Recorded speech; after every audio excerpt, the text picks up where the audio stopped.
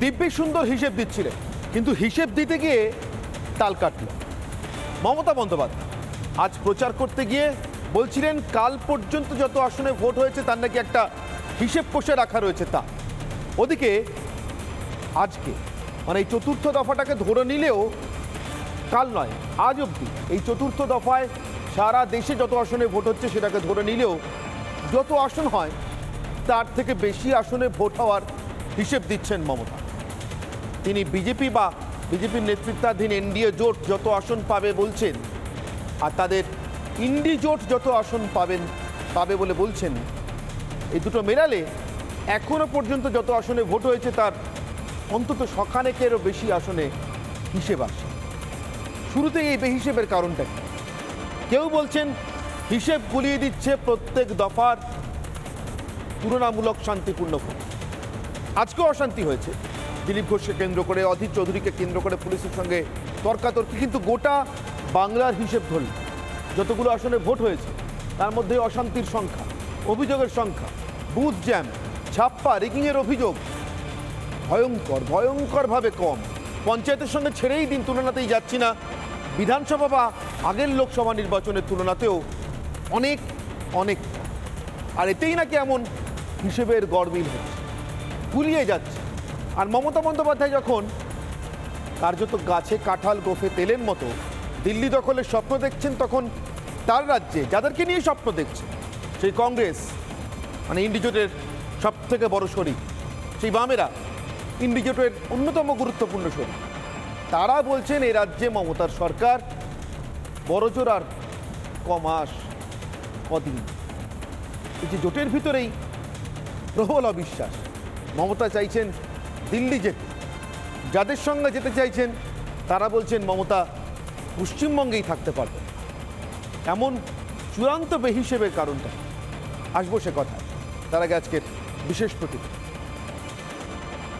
মুখ্যমন্ত্রী মমতা বন্দ্যোপাধ্যায় হাবড়াতে সভা করছেন, সেই সময় প্রচুর মানুষজন সভামঞ্চ ছেড়ে চলে যাচ্ছেন অন্যত্র। যখন মুখ্যমন্ত্রীর জনসভা চলছে তখনই কিন্তু কাতারে কাতারে তৃণমূল কর্মী সমর্থকরা তারা সভা মঞ্চ ছেড়ে চলে যাচ্ছে। বিনা পয়সায় গ্যাস পেয়েছেন কজন? আরে মা বোনেরা তো কথাই বলছে না, অলি গলি মে সোর হ্যায়। আরে তোরা কি মুখ দিয়ে একটা কথা বলতে পারছিস না?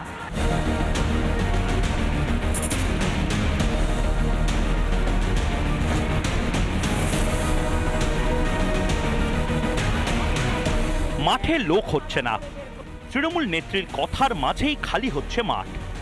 প্রশ্ন করলে জবাব মিলছে না, তবু আকাশ ছোঁয়া খোয়াবনামা। আর মোদি নয়, আরে দিদি তো তোমাদের সাথে এখানেও আছে, দিল্লিতেও মোদি নয়। কালকে পর্যন্ত আমাদের কাছে যে হিসেব আছে তাতে ওরা বড়জোর 190 থেকে 195, আর ইন্ডিয়া জোট 315 ইতিমধ্যেই ক্যালকুলেশন করেছে, 3-4টে পার্টি বাদ দিয়ে। এখনো কাজেই মোদি আসছে না, স্লোগান তুলতে হবে।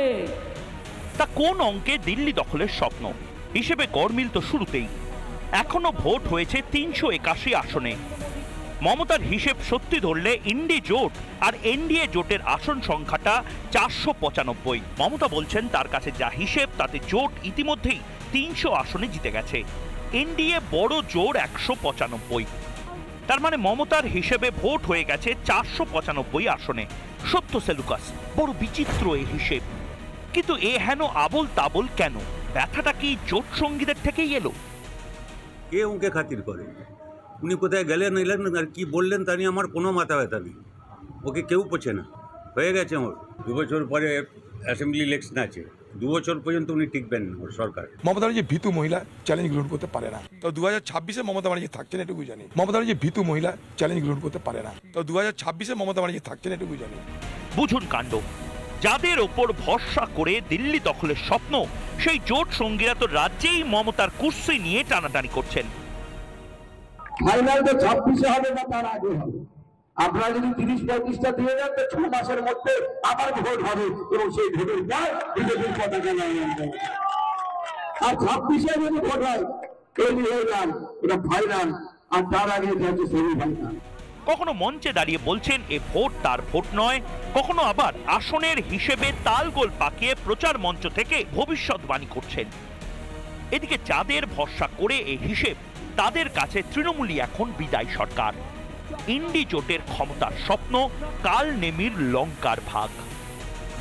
রিপাবলিক বাংলা। কালনেমি লঙ্কা ভাগের মতোই এমন বেহিসাব হবে মমতা বন্দ্যোপাধ্যায়ের দিল্লি দখলের স্বপ্ন। জানি না, আজকে বিতর্ক করব, বোঝার চেষ্টা করব অবশ্যই বেহিসাবটা কেন এবং কিভাবে। তার আগে আমার আজকের বিতর্কের প্রথম প্রশ্ন, আমার আজকের অগ্নিবাণ। গাছে কাঁঠাল, গোফে তেল, মুখে দিল্লি, রাজ্যেই ফেল। মমতার শরিকরা তো মনে করছেন তিনি, মানে ইন্ডি জোটের শরিকরা মনে করছেন তিনি এ রাজ্যেই থাকতে পারবেন না। ফলে মুখে তিনি যতই দিল্লি বলুন, শেষ পর্যন্ত গাছে কাঁঠাল গোফে তেল হয়ে যাবে না তো। আমার সঙ্গে উপস্থিত যে অতিথিরা রয়েছেন, আমার একেবারে ডান দিক থেকে নীলাভ ব্যানার্জি রয়েছেন, আইনজীবী এবং কংগ্রেস সমর্থক। পরপর রয়েছেন দীপঙ্কর সরকার, বিজেপি মুখপাত্র, এবং বিমল শঙ্কর নন্দ, অধ্যাপক, বিজেপি মুখপাত্র। আমার ঠিক বাঁদিকেই রয়েছেন সৈকত গিরি, সিপিআই নেতা। রয়েছেন আইনজীবী, পরপর দুই আইনজীবী, মণিশঙ্কর চট্টোপাধ্যায় এবং অনির্বাণ বন্দ্যোপাধ্যায়, দুজনেই তৃণমূল সমর্থক। আমি শুরু করি মণিশঙ্কর বাবু আপনার কাছ থেকে। যাদের আশায় লড়ছেন মমতা, তারাই তো, মানে সূর্যকান্ত মিশ্র মতো তো সিরিয়াস মানুষ, প্রত্যেক দিন টিভি ক্যামেরার সামনে বাইট দেন বলে এমন অপবাদ তার পার্টি কমরেডরাও তাকে দিতে পারেন না। কচিত কদাচিৎ টিভির সামনে, ক্যামেরার সামনে মুখ খুলতে দেখা যায়। সেই সূর্যবাবু মুখ খুলে বলছেন 26 অব্দি সরকার যাবে না। দেখুন, ছোটোবেলার থেকে রাজনীতিটা যখন দেখেছি রাজনীতি কী জিনিস, তখন থেকে তো কংগ্রেসই করতাম এবং এদেরকেই দেখতাম সিপিএমের, তাদের বিরুদ্ধে লড়াই ছিল। এরা যে এখনও পলিটিক্স করছে সেটা ভুলেই গেছিলাম। এই মাঝে হঠাৎ করে একবার দেখতে পেলাম বলে মনে হলো যে হ্যাঁ, না, এখনও তিনি আছেন পলিটিক্সের মধ্যে, নাহলে জানতামই না যে সূর্যবাবুর এখনও পলিটিক্সের মধ্যে আছে কি না। আপনি যে কথাটা বলছিলেন, ওখানে দেখতে দেখতে আমার একটা কথা মনে পড়ে গেল যে এরা যে বলছে 26-এ থাকবে না, একটা মানে ওই নাপিত প্রতিদিন ওই 5 টাকা 10 টাকা দিয়ে না অপারেশন করে দেয়, হ্যাঁ, মাথার কোনো কেটে দেয়, নুরুন দিয়ে কেটে দেয়। ডাক্তাররা ভাবছে যে আমাদের তো ব্যবসাই চলে গেল।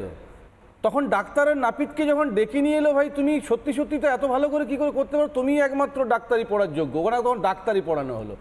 যেই ডাক্তারিটা পড়ানো হলো না, উনি তখন আর কাটতে পারছেন না। তার মানে তখন কিছু যুক্তি তার সঙ্গে আছে, ইনফেকশন হতে পারে, এইগুলো মাথায় তখন ছিল না, পরে হয়েছে। এনারা যে কথাগুলো বলছেন যুক্তি দিয়ে বললে হয়তো এরা বলতো না। এদের টোটাল কটা সিট ভারতবর্ষে, কটা সিট পায়? যে সিপিএম এর সঙ্গে আমাদের একদম লড়াই ছিল, মানে মুখ দেখা দেখি বন্ধ ছিল, তার গলায় পড়ে সেখানে ভোট চাইতে গেছে। ফলে প্যারামিটারটা এরকম ভাবে হবে যে একটা নেতা তার কম্পারিজনটা কোথায়, না একটা নেতা। আচ্ছা মণিশঙ্কর আমাকে এটা বুঝিয়ে বলুন, আর সরকার পাশেই রয়েছে, আপনি একটু বুঝিয়ে দিন আমাকে। পশ্চিমবঙ্গে বামেরা শূন্য, আপনারা মনে করেছেন অপ্রাসঙ্গিক, মমতা বন্দ্যোপাধ্যায় কোনো জোট বাঁধেননি তাদের সঙ্গে, নিজেই কটাক্ষ করছেন কেরালাতে কংগ্রেস আর সিপিএম এর দোস্তি কুস্তি সমস্ত নিয়ে। ত্রিপুরাতে বামেরা এখনো পর্যন্ত শূন্য, এই ভোটেও শূন্য থাকবেন মমতাই বলছেন। মানে আমি মমতা বন্দ্যোপাধ্যায় যা বলছেন সেটাই বলছি, এখনো পর্যন্ত বিজেপির কথা বলিনি একদম এক এক করে। তাহলে এরপরেও বামেদের সঙ্গে হাত ধরার যৌক্তিকতাটা কোথায়, কেন ধরছে, কিসের কম্পাল? শুনুন শুনুন শুনুন, আপনি যখন বড়দের মধ্যে কথা হবে না, তখন এই ছোটগুলো অপ্রাসঙ্গিক। ফলে রাহুল গান্ধীর পাশে বা সোনিয়া গান্ধীর পাশে মমতা বসবে, না না না না, সেটা অধীর চৌধুরী পলিট ব্যুরোর সদস্য, ওটা না। আমি বলছি যখন এরা দিল্লিতে গিয়ে বসে জোট হবে রাহুল গান্ধী সোনিয়া গান্ধীর পাশে, তখন কিন্তু এদের কথাতে যায় না, ওরা ডাকে। বা গ্রহণযোগ্যতাটা কার কাকে প্রয়োজনীয়তা সেটা ডিপেন্ড করে কার কতগুলো সিট আছে, গলায় ঝুলিয়ে গলায় কতগুলো ঝুলিয়ে কতগুলো পার্টির ইয়ে ঝুলিয়ে গেছে, সেটা গ্রহণযোগ্য। আচ্ছা আমি সৈকতকে একবার জিজ্ঞাসা করি, সৈকত একমত কিনা? আপনি বলছেন সূর্যবাবুকে দেখে আপনার মনে পড়লো পলিটিক্সে আছেন কিনা ভুলে গেছি। যখন পার্টি করতাম এটাই বুঝতাম যে আমরা যখন সিপিএম এর বিরুদ্ধে লড়াই করতাম, কংগ্রেসের ওখান থেকে হাইকমান্ড যা বলতো সেটা হতো, খুব রাগ হতো। এখানে সিপিএম এরও নিজস্ব কোনো মানে মতামত ছিল না, কেরালা যা বলবে তাই। ফলে বড়দের মধ্যে কথা হয়, অধীর চৌধুরী ওনারা কি বললো সেই নিয়ে ইন্ডিয়া জোটটা কিছু হবে না। আচ্ছা তাই আমি এক সেকেন্ড বলি, একদম মণিশঙ্কর দা সঠিক কথাই বলছেন। রাজনীতিতে তৃণমূল কংগ্রেস এ রাজ্যে এমন জায়গায় দাঁড় করিয়েছে, জেলে না গেলে সোনার চচ্চড়ি হীরের চচ্চড়ি দিয়ে টিফিন লাঞ্চ ডিনার না করলে বোঝা যায় না যে কেউ রাজনীতি করে।